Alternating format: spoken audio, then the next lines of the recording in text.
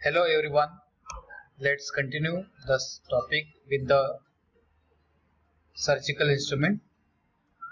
Okay, we already covered the forceps. All right.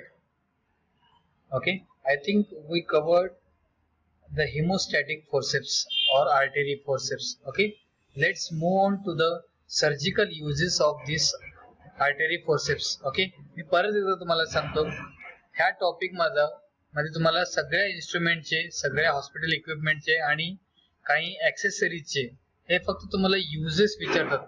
हे जे diagram इकडे दिलेले आहेत हे तुम्हाला फक्त अंडरस्टँडिंग पॉइंट ऑफ व्ह्यू आहे आणि ते कसं दिसतात, ते मॉस्किटो फोर्सेप वगैरे कसं असतात किंवा फोर्सेप्स म्हणजे काय हे तुम्हाला लक्षात येण्यासाठी म्हणून मी हे इमेजेस त्यामध्ये टाकलेले आहेत. ओके, कळतं? आपण आता आर्टरी फोर्सेप्स यूज काय बघूया आपण. Surgical uses to achieve the हिमोस्टॅटिस.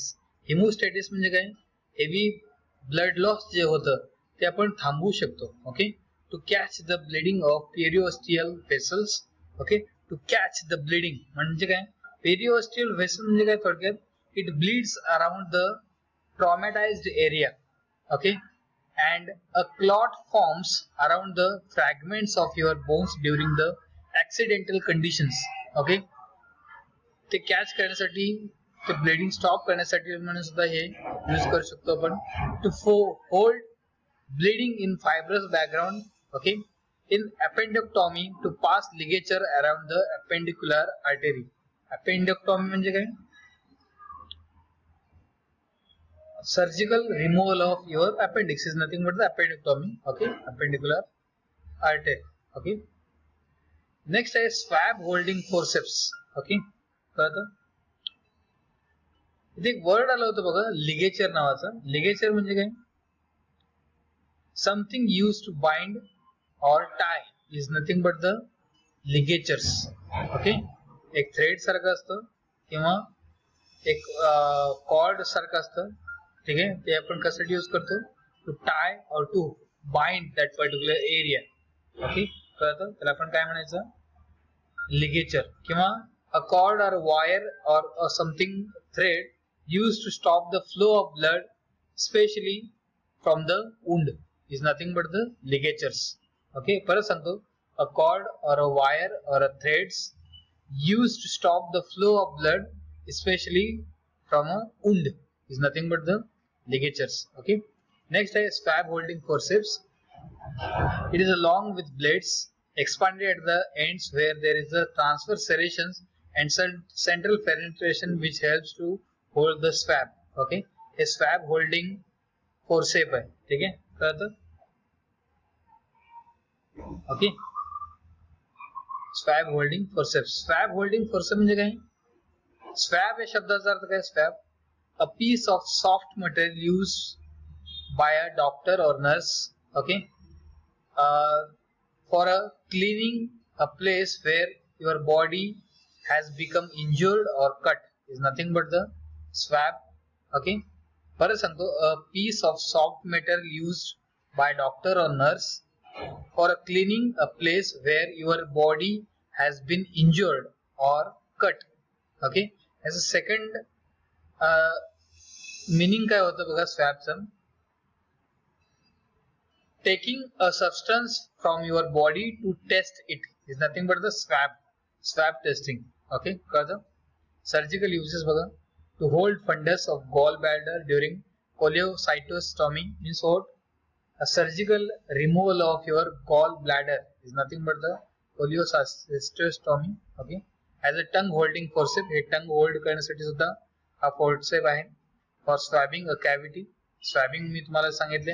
Swab करणे म्हणजे काय? Cleaning a place where your body has been injured. Okay, or cut to hold the ovum as well as. Okay, म्हणून तुम्ही सर्जिकल युजेस वरती जास्ती फोकस करा. कुठल्या फोर्सेपचं काय यूज आहे हे तुम्हाला माहिती पाहिजे. ठीक आहे, कळतं? नेक्स्ट आहे मायोनियन्स forceps. It is also known as tetra forcep because of 4 teeth. Okay, 2 on each side of the blade. Okay, 2 on each side of your blade is nothing but the Myonians forceps. Surgical uses बघा या particular instrument चा. It is used to fix the incision to the skin to prevent the incision. Okay, it is used in abdominal surgery to fit the abdominal region. हे त्याचं forceps use आहे. Needles बघा, needles तुम्ही generally पाहिला असेल, असं needles दिसतात. ठीक आहे. Types of needles used in surgery are hypodermic needles. Okay, शक्यतो needles hypodermic are used for parenteral applications. Surgical needles म्हणजे काय बघा, it has a very sharp point. There are solid materials and used for stitching. Okay, surgical needles stitch करण्यासाठी, शिवण्यासाठी skin. Aneurysm needle, it is also used to apply surgical threads. Surgical thread pass करण्यासाठी हे aneurysm needle आपण use करतो. ठीक आहे, कळतं? हे सगळ्यांचे तुम्हाला सर्जिकल युजेस माहिती पाहिजेत. Okay, write the types of needles with their surgical uses, असं क्वेश्चन येऊ शकतं. मग तुम्ही हे types with their surgical uses तुम्हाला माहिती पाहिजेत. ठीक आहे, कळतं? Next number D, lumbar puncture needles. They are 8 to 10 centimeter long. It is used to withdraw CSF. Okay, withdraw. Okay, cerebrospinal fluid withdraw करण्यासाठी हे lumbar puncture needle आपण use करतो. ठीक आहे. Needle holder बघा, these are used to hold the surgical needle while stitching. Okay, कळतं? Stitch करताना ते होल्ड करतात needle holder. Towel clips or carriers, इथं towel clip मी दाखवले बघा, used to fix the clips in a manner in which it reduces the risk of contamination. Okay, हे contamination reduce करण्यासाठी towel clip चा use होतो. ठीक आहे, इथे बघा तुम्ही हा इन्स्ट्रुमेंट दिलेला आहे सर्जिकल. ओके, towel clip असं पण त्याला नाव दिलंय. ठीक आहे. नेक्स्ट पार्ट आहे, last part of your classification of surgical instrument is nothing but the catheters. Okay, catheters हे आपण बॉडी पार्ट मध्ये यूज करतो for draining out the urine and other body fluids. Okay, बघा, these are used for draining out the urine and other body fluids materials from various parts of your body. Okay, हे catheter आहे. Okay, त्यामध्ये types of catheter बघा, rubber catheter, silk catheter आणि metal catheters. Okay, हे types लक्षात ठेवा. कॅथेटरचं use इथे दिलेलं आहे त्यांनी सर्जिकल युजेस म्हणून. ओके, टॉवेल क्लिप्स यूज बघा, to hold the corners of dressing sheet and to fix a sucker tube is the main role of this towel clips. Okay, next part आहे medical equipment. Okay, हा number बी part आहे. म्हणजे आतापर्यंत section wise जर आपण बघितलं, section 1 काय होतं, सर्जिकल इन्स्ट्रुमेंटचा पार्ट होता, आणि सेक्शन 2 मध्ये काय, मेडिकल इक्विपमेंट्स आहेत. Is also called as what, hospital equipment. Okay, this particular medical equipment is classified under two important sections, that is diagnostic equipment and therapeutic. Okay, आपण काय difference आहे या दोन्ही मध्ये आपण बघू. ठीक आहे, डायग्नोस्टिक म्हणजे काय, एखाद्या रोगाचं निदान करतो आपण. ओके, कशावरून, with help of some instruments. Okay, त्याचे नॉर्मल रेंजेस वरून आपण ठरवू शकतो की तो डिसीज कमी आहे की जास्त प्रमाणात आहे की नॉर्मल आहे. ठीक आहे, कळतं? These are used to evaluate clinical conditions of the disease to proceed for effective and proper drug treatment or prior to surgery or operations. Okay, हे diagnostic tools आहेत हे. ठीक आहे, कळतं? कशासाठी यूज करतो आपण, हे क्लिनिकल कंडिशन, सध्याचं क्लिनिकल कंडिशन काय आहे त्या पेशंटचं ते बघण्यासाठी, आणि फर्दर आपण कुठलं पर्टिक्युलर वे ऑफ ट्रीटमेंट ठरवतो हे डायग्नोस्टिक इक्विपमेंट वरून आपण डिसाइड करतो फायनल. ठीक आहे, असे इक्विपमेंटचे नाव बघा, glucometer, ECG machine, x-ray machine, clinical thermometer etcetera. हे काय सगळे डायग्नोस्टिक इक्विपमेंट्स आहेत. ओके, डायग्नोसिस करू शकतात ते आपण. नेक्स्ट आहे थेरापेटिक इक्विपमेंट, म्हणजे treatment related equipment. Directly treatment start करू शकतो आपण त्या इक्विपमेंट वरून. हे काय होते, डायग्नोस्टिक म्हणजे आपल्याला किती इफेक्टिव्ह आहे किंवा आपल्या सध्याचं क्लिनिकल कंडिशन काय आहे हे मशीन्स ठरवतात, आणि हे डायरेक्टली आपल्याला थेरापेटिकली हेल्प करतात. त्याला आपण काय म्हणायचं, थेरापेटिक इक्विपमेंट. मी परत सांगतो, दोन टाईपचे इक्विपमेंट्स आहेत, एक डायग्नोस्टिक आणि एक थेरापेटिक. डायग्नोस्टिक म्हणजे काय, सध्याचं क्लिनिकल कंडिशन, आणि नेक्स्ट त्यावरती वे ऑफ ट्रीटमेंट काय आहे ते आपण डिसाइड करू शकतो.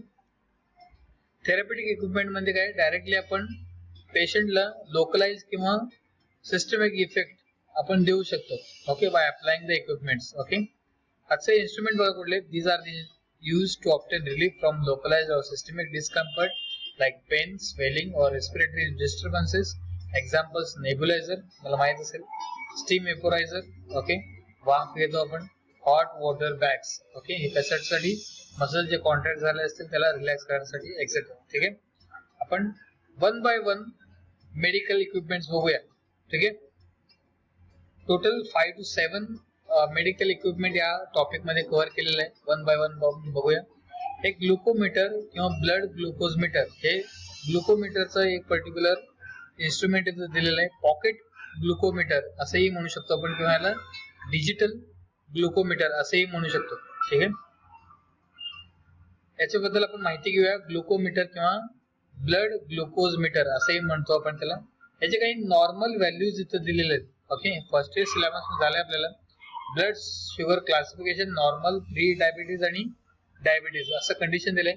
फास्टिंग ब्लड आणि पोस्ट मील, म्हणजे अनुषा पोटी घेताना, उपवास असताना त्यावेळेस आपलं नॉर्मल रेंज काय असलं पाहिजे आणि जेवल्यानंतरचं त्याचं रेंज काय असलं पाहिजे असं दिलेलं आहे. नॉर्मल व्यक्तीला 70 to 100 milligram per decilitre, okay, DL, and 70 to 140 milligram per decilitre of your blood. Okay, pre diabetes condition मध्ये 101 to 125, फास्टिंग कंडिशन मध्ये, आणि पोस्ट मील मध्ये 141 to 200.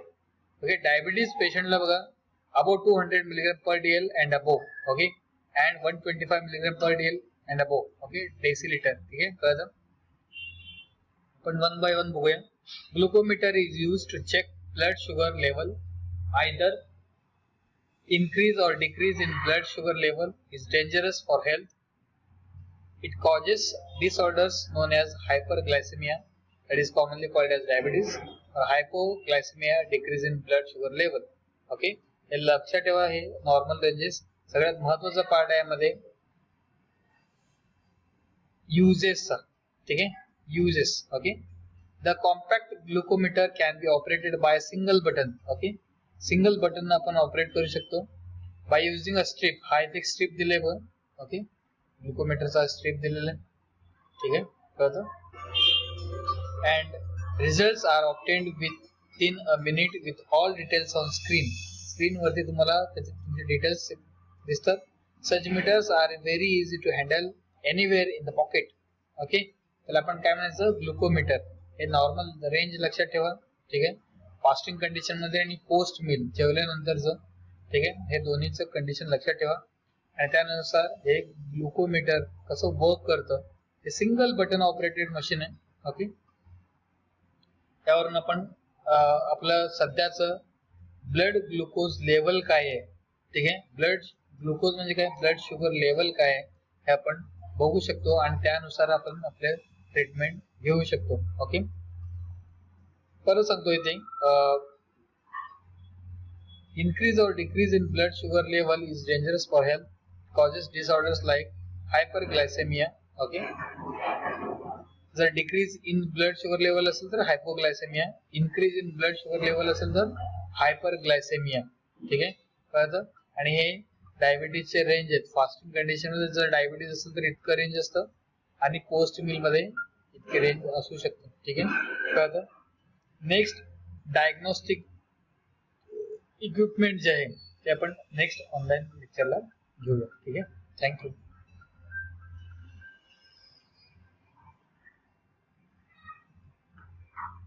याचे सगळ्यांचे महत्वाचं म्हणजे सर्जिकल युजेस पाठ करा.